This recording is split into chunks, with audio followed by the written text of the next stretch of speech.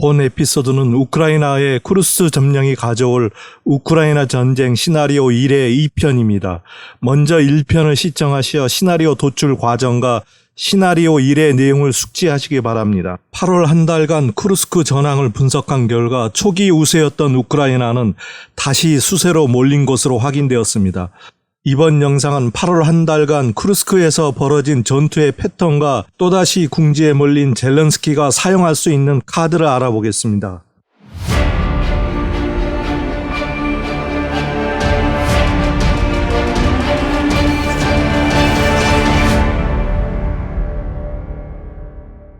지금 보시는 점들은 8월 한 달 동안 쿠르스크에서 러시아와 우크라이나 간의 교전이 있었던 장소들입니다. 노란색 도트는 우크라이나군이 공격한 지점이고 빨간색 도트는 러시아군이 공격했던 지점입니다. 그리고 하얀색 숫자는 공격이 있었던 날짜입니다. 하루하루의 전황보다는 전체의 흐름을 이해하면 쿠르스크에서 어떤 일이 있었는지 추정해 볼 수가 있습니다. 러시아는 우크라이나 전선 전방 공격보다는 후방 공격에 더 힘을 쏟습니다. 이는 보급망과 예비 병력을 대상으로 공격하고 있음을 의미합니다. 러시아는 공격했다 쉬었다를 반복하면서 거의 3주를 끌고 있습니다. 이러한 상황을 러시아가 이 작은 땅 하나 회복 못할 정도로 병든 고무로 봐야 할까요? 아님 나름대로 어떤 전략이 있다고 봐야 할까요? 판단은 여러분의 몫입니다. 여러분이라면 또 어떤 추가 공격을 하시겠습니까? 앞에서 설명했듯이 점령지는 식량과 포탄, 개인화기, 탄약, 드론, 중화기, 수송 차량들을 계속해서 보급해주지 않으면 바로 전선은 무너질 것입니다. 그 보급을 차단하려고 하지 않겠어요? 그 유일한 보급로는 수미 접경지대입니다. 보급은 차량으로 이루어질 수밖에 없고 도로나 평야지대로 움직이는 차량은 바로 위치가 탄로날 수밖에 없습니다. 러시아가 이 접경지역을 집중 공격해야 한다는 것은 삼척동자도 알 것입니다. 그런데 러시아가 주로 공격하는 것은 무기고나 하이마스, 대포와 같은 중화기이고 전투용 이동 차량들입니다. 그러나 병력 이동 차량을 직접 공격한 영상은 거의 보지 못했습니다. 이는 병력은 들여보내고 중화기 이동은 차단하려는 의도가 엿보입니다. 지금 보시는 영상은 하이마스에서 미사일이 발사되는 모습을 러시아의 감시 드론이 포착하고 이동하여 숨는 하이마스의 정확한 좌표를 러시아의 미사일 부대에 보내줍니다. 그 후 러시아의 미사일이 발사되어 하이마스를 정확히 폭파시킵니다.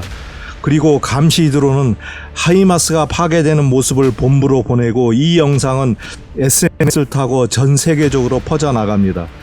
이제 전쟁은 단순한 파괴가 아니라 여론 및 심리를 포함한 하이브리드 워입니다. 우크라이나 전쟁은 전쟁의 개념을 바꿔놓았습니다. 지오스토리는 쿠르스크와 하르키우를 포함한 북부 전선에 대하여 8월 1일부터 8월 30일까지 전황을 일자별로 분석했습니다. 좌표가 확인된 정보만을 대상으로 했습니다. 총 498건의 전황 정보가 집계되었고 단순 정보 제공을 제외한 전투 관련 정보는 426건입니다. 러시아 공격과 관련된 정보는 219건이고 우크라이나의 공격과 관련된 정보는 207건입니다. 우리 언론에서 나오는 전황 정보는 신뢰할 수 없고 해외 언론도 마찬가지이기 때문에 지오스토리 단독으로 분석합니다. 여기에 누락된 것도 있을 수 있지만 전략을 분석하는 관점에서 전황의 흐름을 이해하는 데 도움이 될 것입니다. 하루하루의 전황보다 한 달의 흐름을 몰아보는 것이 중요합니다. 자세한 전황의 흐름은 별도의 영상으로 소개하고 여기서는 요약만 하겠습니다. 양측의 주력 무기는 무엇인지 알아봅시다. 러시아 컬럼에 있는 숫자는 러시아 공격으로 파괴된 우크라이나 측이 나오는 숫자이고 반대로 우크라이나 컬럼 아래는 우크라이나 공격으로 러시아 측 파괴된 숫자입니다. 일부 중복된 것도 있을 수 있습니다. 이 표에서는 쿠르스크 전선에서 러시아와 우크라이나가 사용하는 주력 무기를 추론해 볼 수 있을 것입니다. 표에서 손상 목적으로 분류되어 있는 것은 어떤 무기를 사용했는지 확인할 수는 없으나 파손된 영상이 찍힌 것을 카운트한 것입니다. 러시아 컬럼에 있는 숫자는 우크라이나 목표물이 파괴된 숫자이고 우크라이나 컬럼은 러시아 측 목표물이 파괴된 숫자라고 생각하시면 됩니다. 자, 여기서 두 전선의 무기 사용의 특징을 분석해 봅시다. 쿠르스크에서 러시아가 주력으로 사용한 무기는 FTP 드론과 란셋 드론을 합쳐 41%로 드론이 가장 높습니다. 물론 손상 목격 영상에도 드론에 의한 것이 포함되어 있을 수 있습니다. 우크라이나의 경우도 마찬가지입니다. FPV 드론 사용 비율이 34%로 가장 높습니다. 47%의 손상 목격 건수에도 드론에 의한 것이 있을 수 있으므로 공격 무기로 사용한 드론의 비중은 더 높을 것입니다. 러시아의 경우 그 다음으로 비중이 높은 것은 20%를 차지하는 공중폭격입니다. 러시아는 공중폭격에서 활공폭탄을 사용했을 것입니다. 공중폭격 중 42%는 수미 지역 등 후방의 목표물을 대상으로 한 것입니다. 우크라이나의 공중폭격 비율은 러시아의 28%밖에 되지 않습니다. 제공권은 러시아가 압도적으로 우위입니다. 쿠르스크 전선의 또 다른 특징은 포격전입니다. 러시아의 경우 포격에 대한 응급 비율이 전체의 9%나 되는 반면 우크라이나는 4%밖에 되지 않습니다. 포대가 많이 쿠르스크 지역으로 오지 않았음을 시사하는 것입니다. 기동전을 위해 드론과 전투 차량이 대거 투입되었습니다. 우크라이나는 FPV 드론에 폭탄을 장착하여 투하하거나 자폭하는 방식을 사용한 반면 러시아는 란셋 드론을 이용하여 중화기를 집중 공격하고 FPV 드론으로는 경화기나 우크라이나군 전투 차량을 공격하는 데 사용하였습니다. 또 다른 특징은 러시아가 미사일을 많이 사용하지 않았다는 것입니다. 우크라이나는 세임강 다리를 폭격하기 위해 미사일을 사용했습니다. 분명 장기전에 대비한 미사일 비축 의도를 엿볼 수 있습니다. 러시아 공중폭격의 42%는 후방 수미 지역에서 쿠르스크 지역으로 공급되는 중화기와 탄약을 차단하기 위한 것입니다. 러시아가 사용한 미사일은 수미 지역에서 하이마스와 같은 무기를 파괴하는 데 한정적으로 이용했습니다. 드론으로 정찰하고 미사일로 하이마스를 파괴하는 영상들이 많이 올라와 있습니다. 일자별 정보의 양을 보면 전쟁의 양상을 이해하는 데 도움이 될 것입니다. 우크라이나 점령이 시작된 8월 6일부터는 우크라이나 측 정보의 양이 압도적으로 많았지만 점차 비슷해지고 8월 22일 이후에는 러시아 측의 정보의 양이 우크라이나 측 정보보다 많아집니다. 이때부터 우크라이나 측이 공격한 정보의 양이 급감하기 시작합니다. 이는 우크라이나의 보급선에 상당한 문제가 발생하기 시작했고 몰리고 있는 형국이라고 해석할 수 있습니다. 우크라이나가 공세로 전환했다가 수세로 돌아서는 4번의 사이클이 있었는데 25일부터는 완전 수세로 몰린 것처럼 보입니다. 젤렌스키는 트럼프가 당선되면 바로 죽음이기 때문에 미 대선까지 버텨야 하는 미션을 바이든으로부터 부여받았을 수 있습니다. 4월 지원받은 군사비 중 남은 자금과 8월 20일 바이든이 추가 지원하겠다고 한 1억 2,500만 달러로 플랜 B를 준비하고 있을지도 모릅니다. 8월 중순부터 우크라이나의 쿠르스크 점령지에 대한 러시아의 반격이 시작됩니다. 주요 전선은 좌측과 우측의 벨고로드 방향 그리고 쿠르스크 원전 방향 이렇게 세 방향입니다. 여러분, 우크라이나군이 미사일로 세임강 다리를 폭파했다는 뉴스를 많이 접했을 것입니다. 지금 보시는 화면의 좌측에 있는 곳이 다리가 폭파된 지역입니다. 8월 말 현재 쿠르스크 형세를 다시 보겠습니다. 이런 형세를 바둑 용어로 호구라고 합니다. 같은 색 바둑돌 3개가 한 개를 둘러싼 모양을 말하고 호구 잡히면 상대방 입장에서는 꽃놀이패를 가지게 됩니다.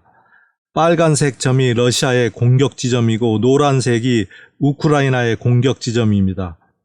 앞에서 설명했듯이 러시아는 우크라이나군을 호구에 몰아놓고 전방 수미지역 보급망을 집중 파괴함으로써 오도 가도 못한 형국으로 몰아가고 있습니다. 8월 말 현재 우크라이나 정예부대가 6,000명에서 8,000명 정도 이뤘을 것으로 언론과 군사 전문가들은 평가하고 있습니다. 전황을 리뷰하는 것은 뭔가 배울 점을 찾기 위한 것입니다. 처음부터 이런 호구 상황은 아니었을 것입니다. 이 영상 제작에 인사이트를 제공했던 책은 아래 링크를 걸어 놓았습니다. 유튜브와 쿠팡 간의 제휴 프로그램에 따라 이 영상을 통해 링크한 책이나 다른 물품을 구매하시면 지오스토리에 소액의 수수료가 들어옵니다. 그리고 지난 영상에서 슈퍼 구매해주신 분들과 멤버십 회원 가입해주신 분들께 감사드립니다. 보다 양질의 컨텐츠 개발에 힘쓰는 것으로 보답하겠습니다. 8월 15일경으로 되돌아가 보겠습니다. 지금 보시는 화면이 8월 15일까지의 쿠르스크 지역에서의 양측 교전 현황입니다. 우크라이나가 점령하고 있는 오른쪽은 하르키우 전선이 있고 벨고로드 지역에는 실전 경험이 많은 러시아 정예부대가 있기 때문에 진군하기 어렵습니다.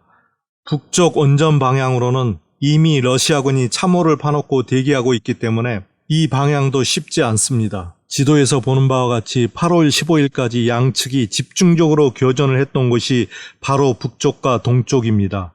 8월 중순경부터 러시아군의 반격은 북쪽과 동쪽 전선에서 시작됩니다. 우크라이나군은 이제 공세에서 수세로 포지션이 바뀝니다. 지도를 보시면 우크라이나군이 취할 수 있는 옵션은 별로 없습니다. 당시 만여 명의 병사가 동쪽과 북쪽, 서쪽에 배치되었습니다. 전투 상황으로 보아 북쪽과 서쪽 그리고 중앙에 많이 배치되었을 것으로 추정됩니다. 왜냐하면 서쪽 지역에 우크라이나군의 공격이 그리 많지 않기 때문입니다. 이러한 형세에서 8월 중순 러시아군이 쓸 수 있는 패를 생각해 봅시다. 당연히 서쪽에 추가 부대를 투입해서 우크라이나군이 호구에 들어가도록 패를 두지 않을까요? 당시 러시아군이 서쪽 후방에서 드론과 대포 공격을 하고 있었지만 아직 호구 상태는 아니었던 것으로 판단됩니다. 자, 여러분이 러시아군의 지휘관이라고 생각하고 서쪽 지역에서 대대적인 병력을 투입하려면 무엇을 먼저 하시겠습니까? 러시아군은 바로 군대를 투입하지 않았습니다. 왜일까요? 지금 보시는 구역을 글루쇼프스키 돌출부라고 하는데 평균 해발 200m의 평원지역입니다. 이 글루쇼프스키 지구는 세임강을 경계로 하고 있고 이 세임강은 우크라이나 드네프르 강으로 구불구불 흐릅니다. 이 넓은 지역에 약 3만 3천 명 정도 살고 대부분의 인구는 도시형 거주지가 밀집되어 있는 글루시스코보와 코빌키, 즈반노에의 정착지에 삽니다. 러시아군은 8월 14일 이곳 주민 2만 명을 강제 대피시키는 조치를 먼저 합니다. 지오스토리 분석 결과 러시아군이 이곳으로 대규모 진군을 하기 전에 자국민의 안전을 위해서 대피시킨 것으로 보입니다. 대부분 도시형 밀집 지형이고 이곳에 러시아군이 아무런 조치를 하지 않고 진군하는 경우 주민들의 인명피해가 클 게 뻔합니다. 주민 소개 조치가 끝나자 러시아군은 16일부터 진군하기 시작하여 우크라이나 점령지를 호구로 몰아넣으려는 시도를 합니다. 이때 글루쇼프스키 지구로 들어오는 진입로가 글루시코보와 즈반노에 그리고 북쪽의 작은 정착지 카라시에에 놓인 다리입니다. 우크라이나군이 러시아군의 진군을 막기 위해 미사일 공격으로 파괴한 다리가 바로 이 세 곳에 놓인 곳입니다. 러시아군의 추가 진입을 막고 기존 서쪽에 배치된 병력에 대한 보급로를 차단하겠다는 의도였습니다. 우크라이나군의 의도는 전략적으로 좋았습니다. 실제 그 다리와 폭파 영상을 한번 보시겠습니다. 지금 보시는 것이 글루시코보 정착지입니다. 이곳의 강폭은 400m 밖에 되지 않습니다. 이 다리는 8월 16일 미사일 공격으로 파괴되었습니다.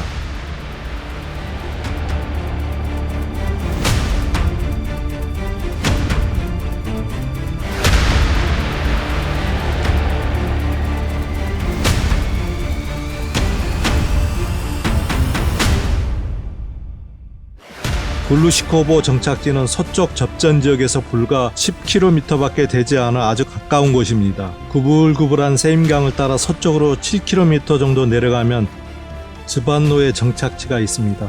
이 정착지는 대상림을 따라 도로와 마을이 잘 발달되어 있습니다. 이곳이 즈반노의 정착지에 놓인 세임강 다리입니다. 다리 길이는 불과 120m 정도밖에 되지 않습니다. 이 다리는 8월 17일 우크라이나군의 미사일에 의해서 파손됩니다.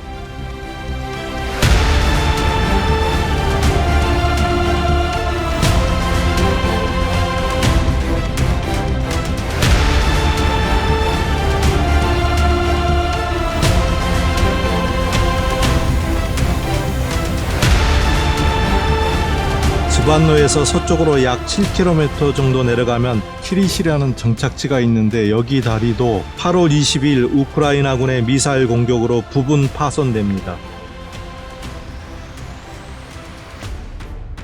우크라이나군이 러시아군의 진격을 막은 듯 했지만 이곳은 강폭이 좁습니다. 러시아군은 부교를 건설하는 차량을 동원해 빠르게 부교를 놓았고 서쪽으로 진군합니다. 지금 보시는 곳이 러시아군 공병부대가 부교를 설치한 위치입니다.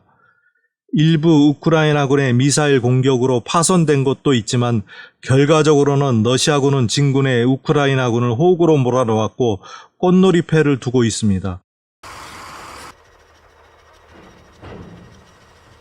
8월 25일 이후의 상황입니다. 전쟁은 의지와 정신만 가지고 되는 것은 아니라는 것을 보여줍니다. 장비와 잘 훈련된 부대, 그리고 돈, 국민들의 지지, 평소에 갖춰놓은 시스템이 복합적으로 작용합니다. 이후 우크라이나군은 사상 최대의 드론을 러시아 본토로 발사해 정유시설과 무기고 파괴를 시도합니다. 100여 기 이상의 드론이 발사된 것으로 언론은 보도하고 있습니다. 일부 석유 저장 시설에 심각한 타격을 준 것 같습니다. 러시아는 쿠르스크 수복보다는 우크라이나의 장기전 수행 능력을 제거하는 데 관심이 있는 것 같습니다. 4월 11일 그리고 5월 8일 우크라이나 인프라스트럭처와 서방의 보급망 파괴를 위해 대량의 드론과 미사일을 발사했습니다. 8월 26일에도 러시아는 다시 한번 인프라 파괴와 서방 보급망 파괴를 위해 자원을 더 많이 사용했습니다. 우크라이나군 총사령관 시르스키는 러시아가 침공을 시작한 이후에 미사일 9,000대 이상, 드론 14,000대 이상을 발사했다고 처음으로 입장을 밝혔습니다. 만약 러시아가 안전재고를 고려하지 않고 미사일과 드론을 마구 발사한다면 러시아가 위험에 빠질 수 있습니다. 안전재고 밑으로 떨어지는 순간 나토가 우크라이나를 대대적으로 지원할 수 있고 혹은 직접적인 개입 시도도 할 수 있습니다. 러시아 입장에서는 전쟁에서 소비되는 속도보다 생산되어 쌓이는 속도가 최소한 대등해야 합니다. 러시아도 바보가 아닌 이상 이런 것은 인지하고 있지 않을까요? 지금까지 전략적으로 사용해야 할 중장거리 미사일은 사용을 억제하고 이란산 샤헤드 드론을 대량 생산하는 체제를 갖췄습니다. 그리고 북한이 이스칸데르 미사일을 공급하고 있고 이란도 추가 공급하고 있다고 합니다. 미국 CSIS 보고서에 따르면 원래 서방이 계획했던 것처럼 미사일은 고갈되지 않을 것으로 분석했습니다. 또한 2023년 타타르 공화국의 알라부가 경제 특구에 있는 엘라부가 드론 공장에서 샤헤드의 러시아 버전이 양산 체제에 들어감에 따라 대량 생산이 가능해졌습니다. 과학 및 국제안보연구소는 현재 이란에서 월 600대, 현지 조립 그리고 공장 생산을 포함해 2024년 8월 현재 월 3,288대의 드론 수급 능력을 갖추고 있으며 12월 말에는 월 4,192대의 수급 능력을 갖출 것으로 봤습니다. 2025년 8월이면 드론 공장의 양산 능력이 확대돼서 월 4,068대를 생산할 수가 있고 이란 생산분과 현지 프레임 조립분을 포함하면 월 5,466대의 수급 능력을 갖출 것으로 분석하고 있습니다. 8월 26일 러시아의 미사일과 드론 공격에서 서방에서 처음으로 인도받은 F-16이 격추되었고 몇 개월 훈련받은 조종사도 사망했습니다. 우크라이나 군 당국자는 훈련 미숙으로 추락했다고 말하고 미국의 소리 방송은 우크라이나 군의 오인 사격으로 격추되었다고 합니다. 기대했던 F-16기를 받았지만 사용도 못해보고 날아가 버렸습니다. 젤렌스키는 추락 사건의 책임을 물어 공군 사령관을 전격 경질했습니다. 중장거리 미사일 소모가 많아지면 러시아는 나토가 본격적으로 개입하기 시작해질 때 불리해질 수 있습니다. 소비와 생산의 균형을 맞추어 밸런스를 유지해야 하고 항상 안전재고를 확보하지 않으면 전황 자체가 불리해질 수 있습니다. 러시아는 이러한 점을 염두에 두고 미사일을 우크라이나 인프라 파괴하는 데 선택적으로 사용합니다. 러시아의 미사일 생산 능력과 소비 패턴에 대해서는 다른 영상에서 소개합니다. 젤렌스키가 쿠르스크 기습작전을 통해서 얻고자 했던 목적을 크게 5가지로 요약해 볼 수 있을 것입니다. 첫째는 국면 전환입니다. 유럽과 미국이 우크라이나에 지원한 금액의 무게는 우리 돈 456조에 해당합니다.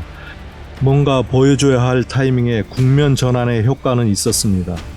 두 번째는 돈바스의 병력 분산입니다. 돈바스 전선에 있는 러시아 부대를 북부 전선으로 이동시키는 것을 노렸지만 러시아는 미동도 없었습니다. 오히려 우크라이나 주력 부대가 쿠르스크로 이동함으로써 동부 전선에 공백이 생겼습니다. 8월 6일 이후 러시아가 동부 전선에서 새로 획득한 영토는 이만큼입니다.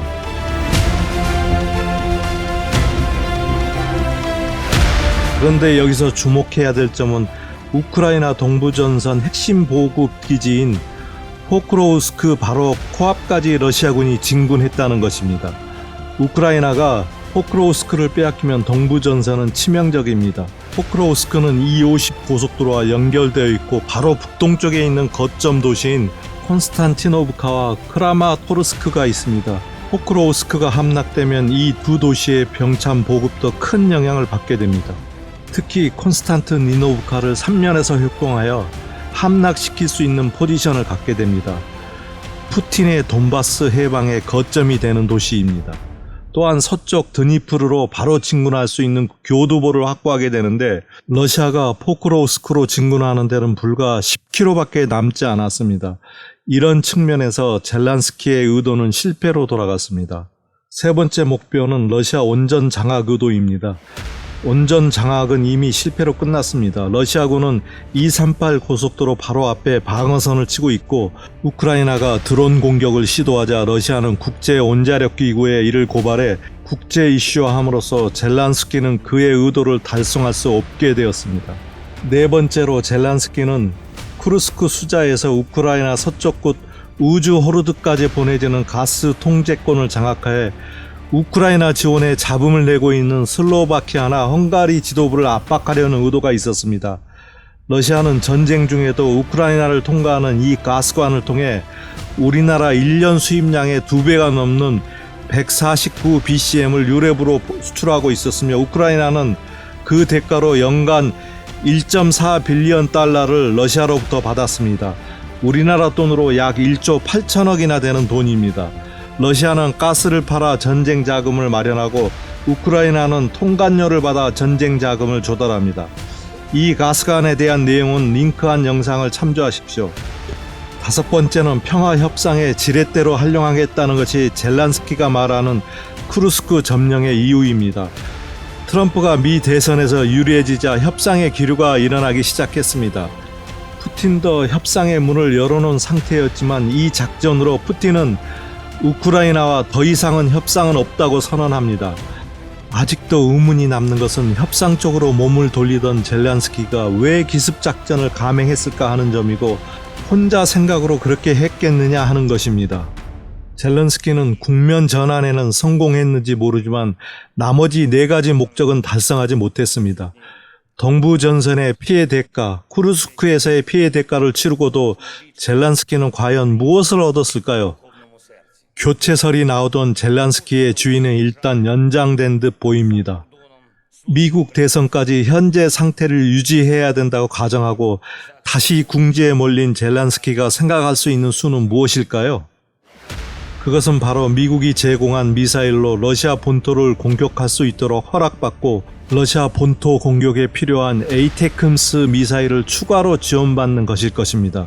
미국이 에이테크임스 미사일을 지원하기는 했지만 초기 하이마스를 지원했던 것처럼 하이마스 이펙트는 없었습니다. 미국의 고가의 첨단 정밀 무기들이 빛을 보지 못하고 우크라이나에서 썩고 있습니다. 지금 보시는 지도는 워싱턴 전쟁연구소가 정리한 에이테크임스 사거리 내에 있는 러시아 군 시설들입니다. 총 225개의 유효한 시설들이 있으며 만약 이곳이 공격받는다면 러시아는 전쟁 전략을 다시 짜야 합니다. 젤란스키는 이곳을 공격할 수 있도록 미국을 압박하고 있습니다. 지오스토리가 시설을 분류해 본 결과 통신, 정보센터 및 정보 관련 부대 시설이 43곳이고 공군기지가 27곳, 탄약 및 병기창 그리고 물류시설이 25곳, 미사일 및 방공시설이 17곳 그리고 정비 및 군수공장도 12곳이나 있는 것으로 분석되었습니다. 이 시설들을 공격해 러시아에게 유효한 타격을 주려면 막대한 예산이 들어갈 것입니다. 유효 타격을 위해 들어가야 될 돈의 규모는 다른 영상을 제작하여 소개합니다. 이 시나리오는 미국도 러시아의 대응을 각오해야 합니다. 러시아의 입장에서도 홀로 감당이 안 되고 동맹국의 지원이 필요하거나 위험한 상태로 빠질 수 있기 때문에 시나리오 2와 시나리오 3를 준비해야 할 것입니다. 시나리오 2와 시나리오 3에 대해서는 다음 영상에서 소개합니다. 구독, 좋아요, 공유 부탁합니다.